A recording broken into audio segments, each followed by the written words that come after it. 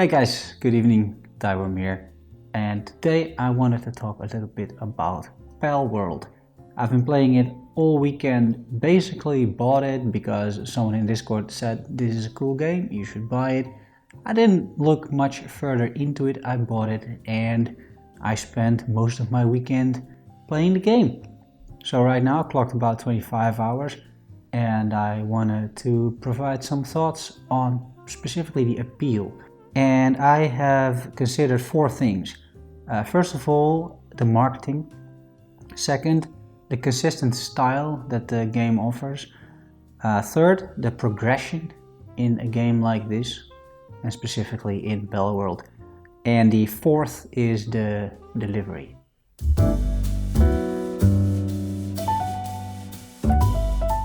Starting with the marketing, I wouldn't necessarily say, but I'm not 100% sure on this, that the marketing was done up front or anything like that. As a matter of fact, for me personally, someone who does follow the gaming news fairly closely, this game came out of nowhere. Which is not to say that the marketing department didn't do like any ads or whatever for this game. I don't really know, but to me it came absolutely out of nowhere.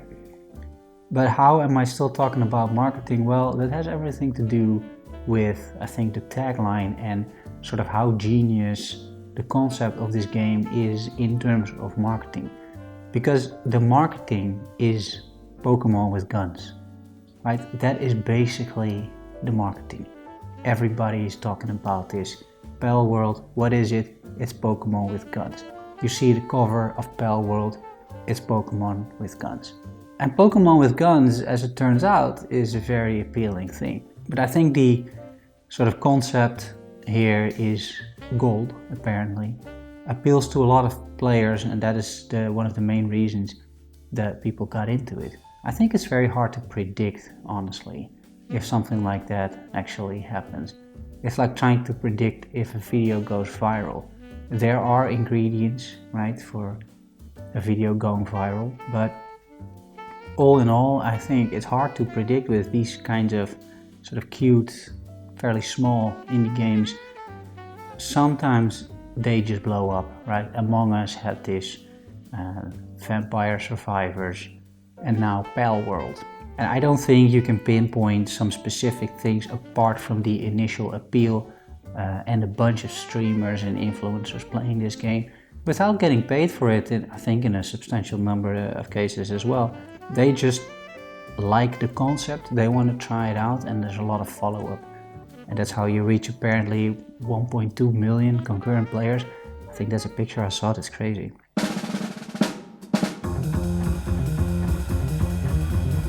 The second topic that I think is appealing of this game is the consistent style, and that is mostly visuals and the way that it is portrayed, but it's also that it's very recognizable that this is Palworld in the style, in the art, in the world, the vibrant colors, the sound that some of these pals make, the base building. You can fairly easily recognize that this is Palworld. And of course it helps that all of these creatures, your pals, they're fun, right? They have all these different emotions. You can pet all of them. It's incredibly cute, which is great. And then on the other hand of the spectrum, which also makes this extremely recognizable, is that these cute pals, from time to time, you give them a gun and they just shoot up the entire place, which is hilarious, honestly, and it really works in terms of gameplay. So the consistent style here is very apparent. The only criticism I have on this style, which I think adds to it in a number of cases, if you look at Valheim, for example, or if you look at Vampire Survivors, the soundtrack isn't really there. There isn't an actual soundtrack. When you're playing the game, it's mostly quiet. When you fight a boss, there is some music, but it doesn't really stick. It's not really impactful at all. Whereas in Valheim, for example, which in a lot of ways is a very similar game than Palworld, you build your raft, you go out on the ocean, and you hear this beautiful music that you just don't have here in Palworld, which I think is missing out a little bit. It would be nice to see, well, to hear some great soundtrack. Only early access, they might have to yet find a composer that can pull it off. I'm sure by now they got some money to spend, so hopefully they'll find someone who can actually deliver a good score. I think that would be something that I would look forward to.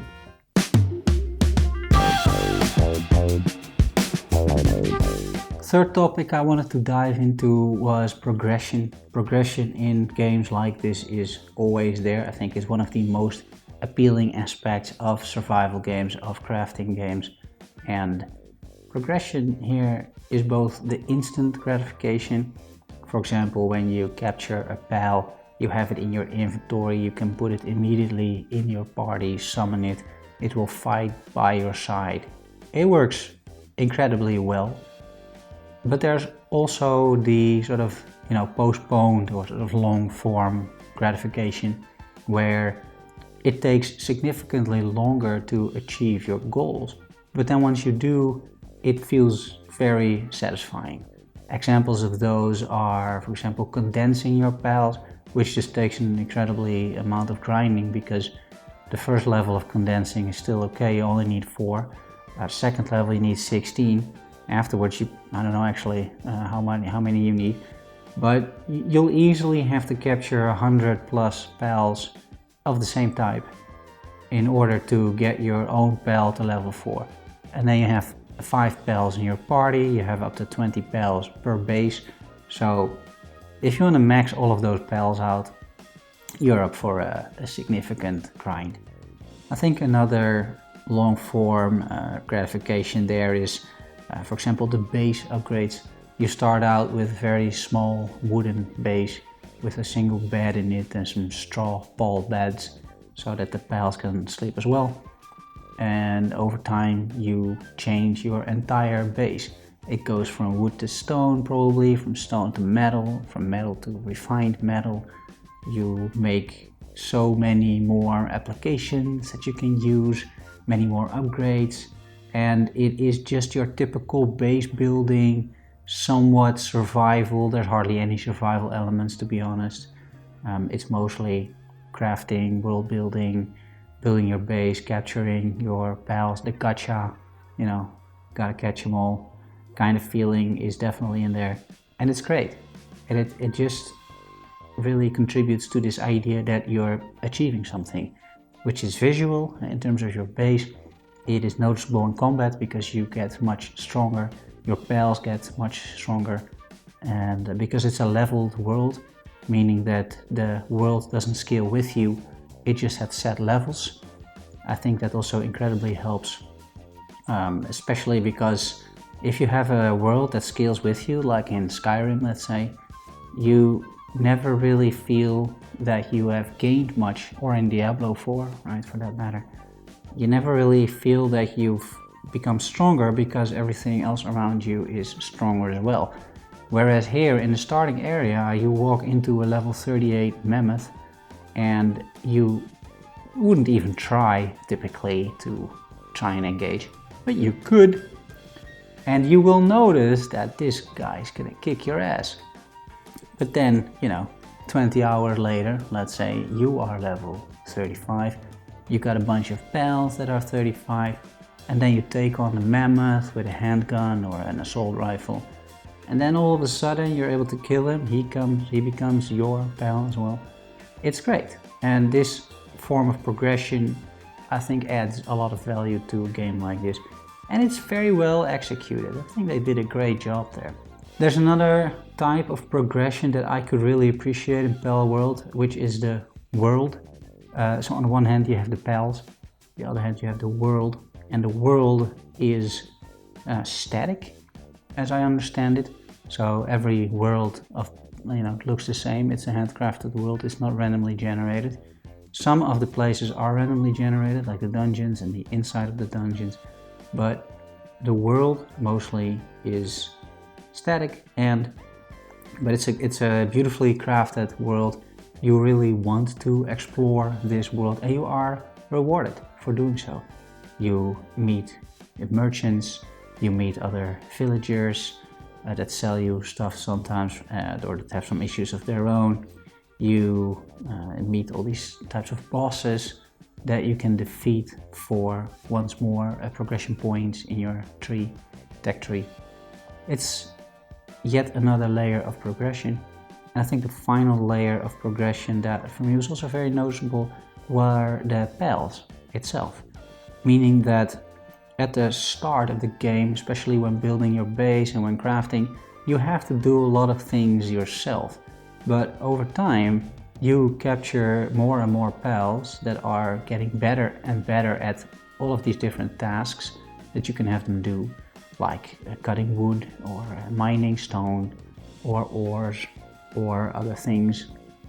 And you will notice that you can focus more and more yourself on whatever you want to do. Go out and explore, kill some animals, some pals, capture some more pals. And then in the meantime, your pals are in the base, crafting stuff for you, farming. It's nice to see, because you see all these pals doing this. The AI can be a little bit wonky. I've had quite often that some pals just get stuck. I think later down the line we'll have much less issues with that. But right now there were definitely some AI related issues here and some pathfinding stuff. But overall it works well. And yet again, another layer of progression. You see all these pals. I really enjoyed looking at that, looking at my base, looking at what I created. I think that's one of the beautiful things of a crafting game like this. And in Valheim I felt the exact same thing.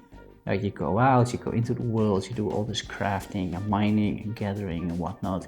You build up your base, and then from a distance when the sun sets or sun rises, you see the sunrise just behind your beautifully, well in my case it's not that aesthetically pleasing, but you see it rise behind whatever you created. There's a certain charm to it, which in my opinion doesn't get old. I've just really enjoyed doing this as well in Palworld.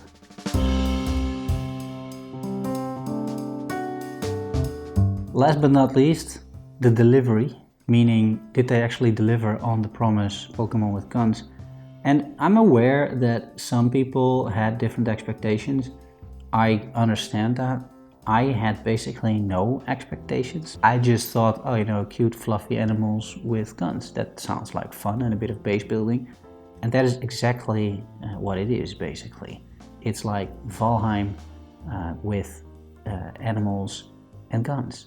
Yeah, you can't go wrong there. Although, you can go wrong in a lot of places, I suppose. But overall, my experience has been very good.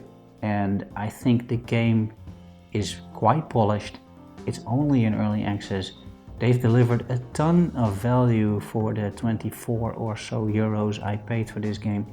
I think it's an incredible game, honestly, and a super strong start.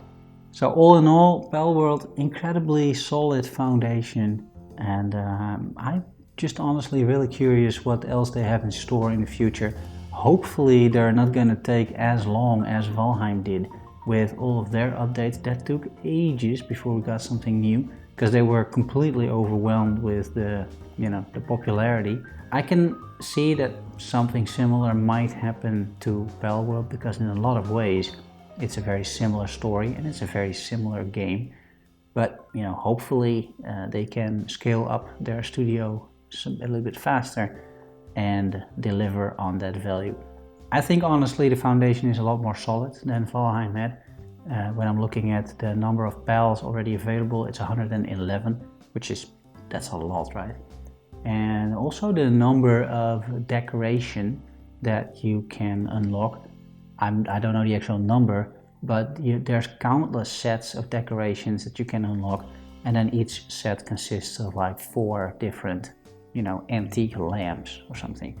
So I'm sure that people are gonna go out with base building here in a game like this, and they got plenty of opportunities to do so. The only restriction is maybe the size of the base, but I'm sure people will find a way around it. So really curious to see what people come up with. and really curious to see how the future will be of this game. I can't wait, honestly. Just wanted to give some thoughts. So, hope you're doing well. If you enjoyed this video, please like and subscribe, I appreciate it. And otherwise, enjoy your week, guys. Talk to you soon. Bye bye.